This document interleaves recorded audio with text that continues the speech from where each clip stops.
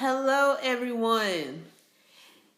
In the last video, we learned how to solve equations with one operation, two operations, and even multi-operations.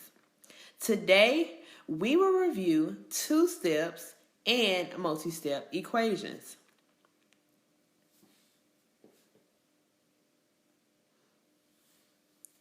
The good thing is our goal is still the same. We are trying to get the variable by itself on one side of the equal sign. For example, x equals 2 or x equals -5.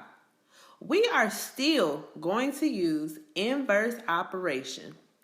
If we see an addition sign, we will then undo it by using a subtraction sign, and vice versa. If we were to see a subtraction sign, we would undo it by using an addition sign. If we see a multiplication sign, we will undo it by using a division sign. And if we see a division sign, can you guess what operation are we going to use to undo it? That is correct. You are going to use the multiplication.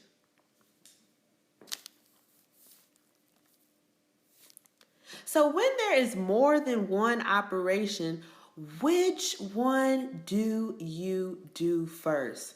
Well, if we look at this example here, 2x plus 4 equals 16, we have two operations that are being done.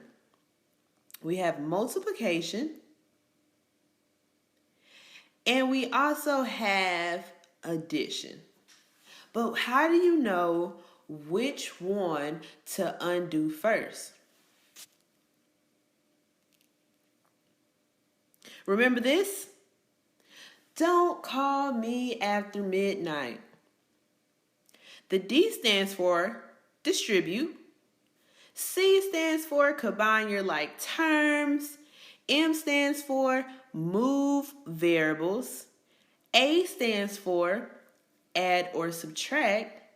And M stands for multiply or divide. So again, how do we know which to do first when we have more than one operation? We are going to use don't call me after midnight. Let's look at some examples.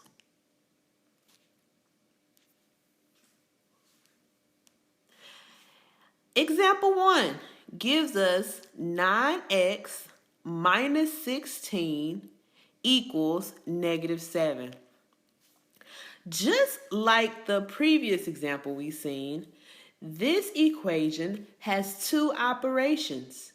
It has multiplication and it also has subtraction. So how do you know which one to do first?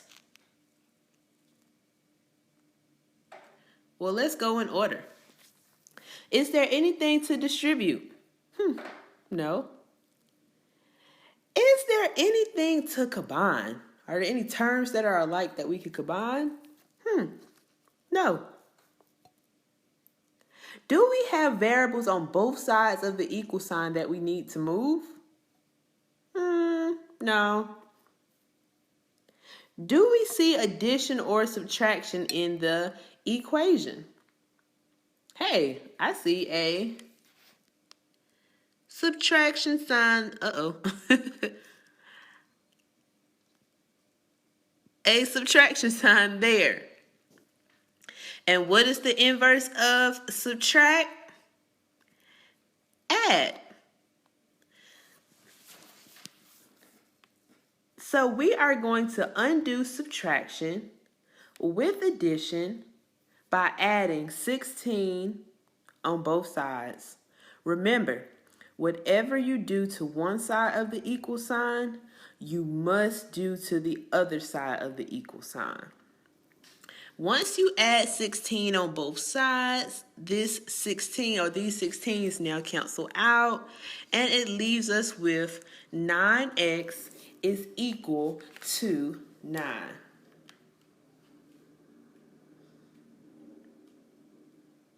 So now we are left with 9x equals 9, and we are still trying to get x by itself.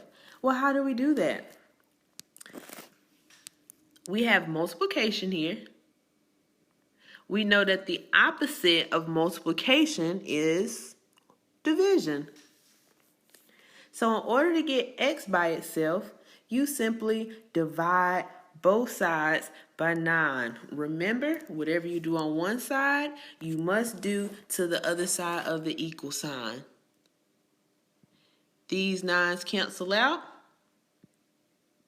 leaving us with x equals 1.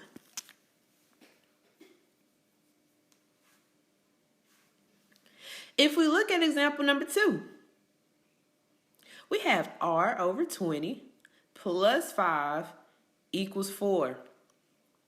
Now, whenever we see a fraction in an equation, what does that represent? You're right. Fractions represent division. So let's proceed. R over 20 plus 5 equals 4. Let's go down our list again. Is there anything to distribute? No. Is there anything to combine? Are there any terms that are alike that we need to combine? No. Do we have variables on both sides of the equation that we need to move together? Nope. Do I see addition or subtraction in the equation? Well, yeah. I see an addition symbol. Well, what is the inverse of addition? You're right. It is subtraction. So remember, in order to undo addition, we are simply going to use subtraction. So instead of being plus 5, we are going to do minus 5. Remember, whatever you do on one side, you must do to the other. This 5 now cancels out. That leaves us with r over 20 is equal to -1. Now, we just discussed that whenever we see a fraction in an equation, it is the same thing as division. So we can rewrite that fraction as r divided by 20 equals -1. It just helps us to see it a little bit clearer, right? All right, so now for our last step in our Don't Call Me After Midnight, do we see multiplication or division in our equation? Yes, we do. We see division, and we know that the inverse of divide is to multiply. So I'm going to multiply both sides by 20. Remember, whatever you do on one side, you got to do to the other. And that leaves us with our magical answer of r is equal to -20. Good job. Now let's go on to some more examples. Solve for the following. All right, we are mixing it up some now. We have 2 parentheses, n plus 5 parentheses is equal to -2. Okay, question. Whenever we see parentheses in our equation, what is that telling us to do? Yep, you're right. It is telling us to distribute. It is telling us to distribute. So, let's do it. We have to take that 2 and distribute it to n. And we also have to take that 2 and distribute it to the 5. So this now turns to 2n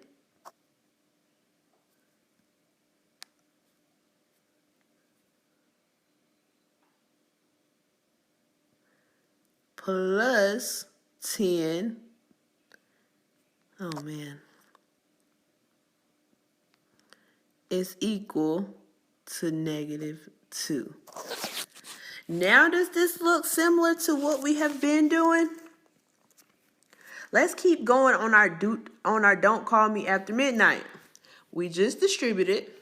Is there anything to combine? Nope. Do we have variables on both sides of the equal sign? No. Do we see an addition or a subtraction symbol in our equation? Yes, we do. I see an addition sign. So we know that the inverse of addition is subtraction. And remember, whatever you do on one side, you must do to the other. That cancels out, leaving us with 2n is equal to negative 12. Okay, great. Let's move on to the last and final step in Don't Call Me After Midnight, which is what? Multiply or divide. We see that multiplication is happening here with this 2 and this n, so we are going to do the inverse of multiplication, which is division, leaving us with n is equal to negative 6.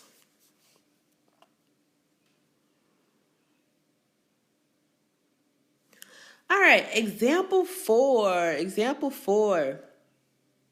5a minus 3 is equal to 4a minus 10. Well, let's look over here again at our Don't Call Me After Midnight steps.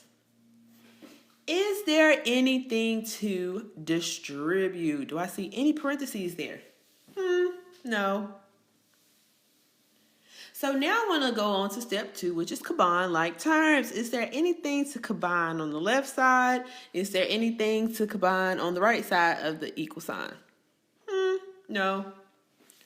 So now I can move on to the third step, which is move variables. Do I have variables on both sides of the equation?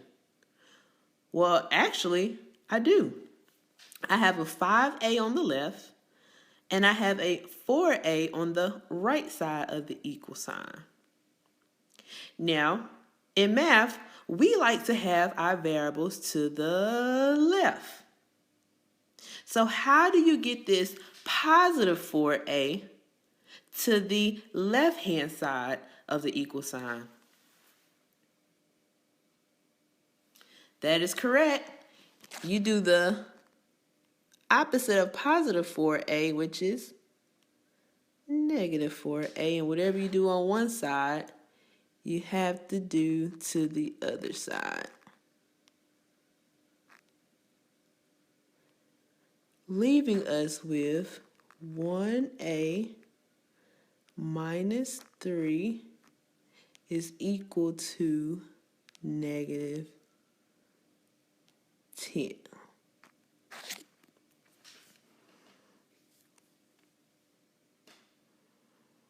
All right, once again, this looks like something we are used to solving.